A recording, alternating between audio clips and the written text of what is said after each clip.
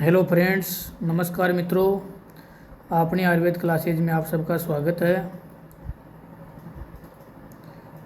Last lecture में हमने जाना था जो उपरस हैं उनमें काशीस उपरस और नेक्स्ट था स्फटिका जिसको हम फिटकरी बोलते हैं। तो उपरस एक बहुत ही इम्पोर्टेंट चैप्टर है रसशाला का, रस प्रकरण में। आज हम जानेंगे जो आपको स्क्रीन पे दिखाई दे रहा है उपरस वर्ग में कंकुष्ट। तो कंकुष्ट को हम संस्कृत में इसको बोलते हैं ककुष्टम, हिंदी में इसको बोला जाता है कंकुष्ट और इंग्लिश में इसका नाम है गम्बोस ट्री, रूबाब। लैटिन नेम है गार्सिनिया मुरेला। इसको हम तालकुष्ट, रेचक, हेमवती इन नामों से भी इसको बोलते हैं। तालकुष्ट, रेचक, हेमवती एंड काक कंकुष्ट। अब ये सिंगापुर, मलेशिया, इंडोनेशिया यहाँ पे ये ट्री है वो पाया जाता है।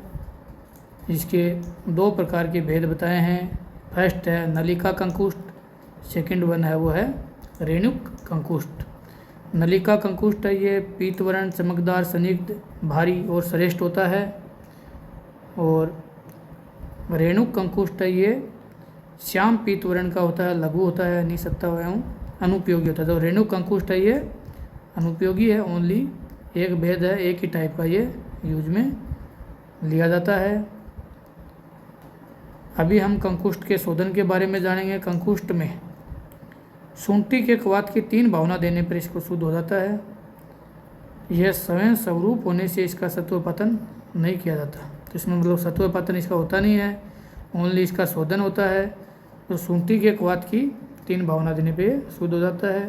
इसके गुण जो रस प्रकरण में दिए हुए हैं कि ये तिक्त, कटु और वीर्य में ये उष्ण होता है, अति विरेचक होता है, आमवात नाशक एवं क्षण मात्र में विरेचन कराता। तो विरेचन क्रम में कंकुष्ट है ये बहुत ही इम्पोर्टेंट है।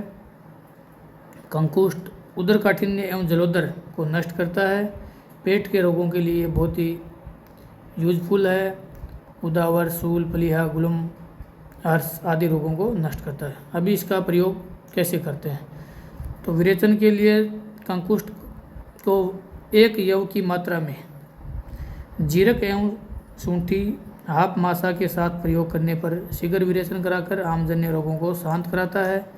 कंकुष्ट का तांबुल के साथ सेवन करें तो इतना विरेचन होता है कि रोगी के प्राण संकट में पड़ जाते हैं। इसलिए इसका बहुत ही समझदारी से और मात्रा को ध्यान में रखते हुए इसका यूज़ करना चाहिए। कंकुष्ट विकार हो जाने पे या साइड इफ़ेक्ट होने पे इसको दुष्प्रभाव को दूर करने के लिए हम बबुल मूल के क्वाथ में समान भाग जीरा एवं टंकन का प्रक्षेप डालकर सेवन करें तो हम इसके साइड इफ़ेक्ट से बच सकते हैं।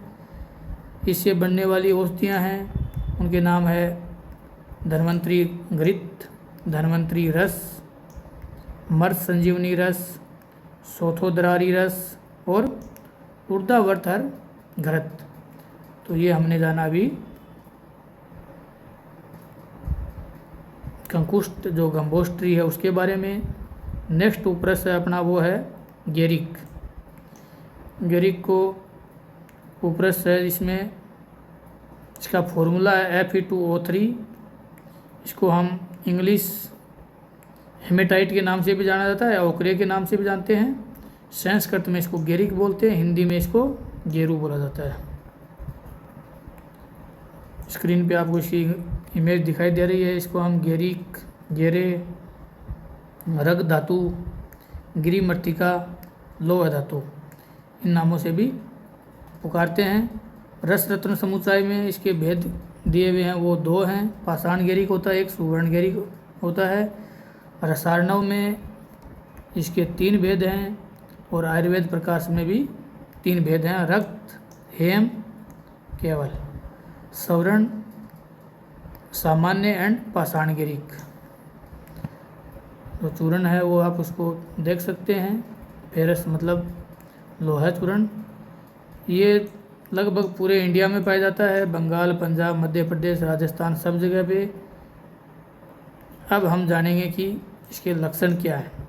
सवर्ण गिरिक होता है जो स्निग्ध होता है, मर्षण होता है, अत्यंत मृदु होता है और औषध कार्य के लिए ये बहुत ही सर्वश्रेष्ठ होता है। पाषाण गिरिक है, ये थोड़ा रुक्ष होता है, कठिन होता है और साधारण रक्तवर्ण होता है। अतः औषधि कार्य के लिए ओनली सवर्ण गिरिक ही काम में लेना चाहिए। सवर्ण गिरिक का सुंदर रक्तवर्ण सुनारों द्वारा रंग चढ़ाने के काम में लिया जाता है। सवर्ण गिरिक इतना मृदु होता है कि हाथ में लेने पे हाथ भी लाल हो जाते हैं, जबकि पाषाण गिरिक को छूने में हाथ में रंग नहीं लगता। ये इसके परीक्षा की विधि है। अब गिरिक का शोधन। गिरिक को गोदुग्ध की भावना देने पे शुद्ध हो जाता है और गिरिक को गोघर्त में भोजन कराने पर शुद्ध हो जाता है। तो इसमें गोदुग्ध और गाय के घी की बात की है। सत्वपातन के लिए इसमें बताया, इसके सार निकालने के लिए तो इसमें बताया हुआ कि गिरिक का मारण एवं सत्वपातन नहीं होता है, क्योंकि आचार्य नंदी ने इसे सत्व रूप में होने के कारण इसे सत्वपातन नहीं करने का निर्देश दिया, किंतु रस रत्न समुच्चय में गिरिक के सत्वपातन के लिए कहा है, जिसमें क्षार एवं अमल के सभी द्रव्यों के साथ संवेदन एवं मर्दन करके मूसा में रखकर दमन करने पर गिरिक का सत्वलोह निकलता है।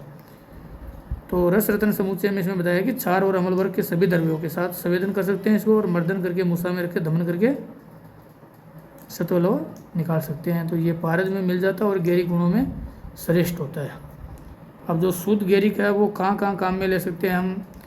सवर्ण गिरिक बोलते हैं उसको। स्निग्ध, मधुर, शीतवरीय कषाय, नेत्रदाहाय, रक्तपीत, कफ विकार, हिक्का, विषनाशक, कंडू, दर्दनाक, अग्निशामक और पित्त जबरनाशक, ये सब रोगों में इसका यूज किया जाता है। पाषाण गिरिक है, ये भी दरिद्रता, विषनाशक और सवर्ण गिरिक से बहुत ही कम गुण वाला होता है, इसलिए ज़्यादातर सवर्ण गिरिक ही औषधि में यूज होता है। इसकी 2 से 4 रत्ती यूज में ले सकते हैं, यानी 250 mg से ज़्यादा। और जो शुद्ध गिरिक है, सवर्ण गिरिक है, उससे बनने वाले जो औषधियाँ हैं उनका नाम आपको स्क्रीन पे दिखा रहे हैं।